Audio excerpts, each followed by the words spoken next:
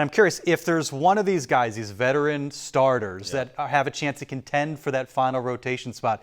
Is there one that has really piqued your interest more than the others? I mean, I think just in general, the name Walker Buehler obviously is so intriguing. And then I've always been a fan of German Marquez. I think in general, he's had very good years. And you look at last year, I could throw it out coming off the injury and pitching for Colorado. So I think he could have some type of bounce back in 2026. But for me, it's Walker Buehler, it's German Marquez. I know there's some other options in there.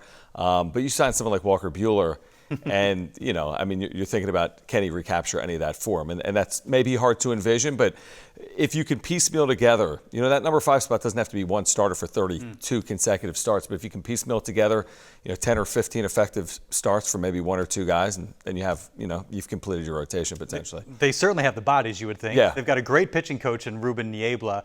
Your feelings just for the rotation overall. We know how crucial that is in Major League Baseball.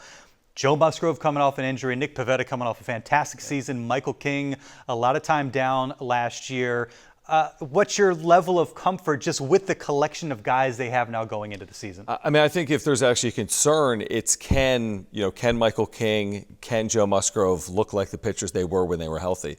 I talked to Dan Zimborski from Fangraphs a couple of weeks ago, and he was like, the issues when you run some of these projections are what happens if these pitchers aren't capable or showing you what they showed you maybe in 2023 or 2024. I think if they do, you can again maybe approach 90 wins. If they don't, what are the options? Like, what if Michael King isn't 100% healthy? What if Joe Musgrove takes a half season to build himself back up coming off Tommy John? But I mean, I think that the ceiling is high. I wonder what the floor is though if you don't have a fully healthy rotation from day one.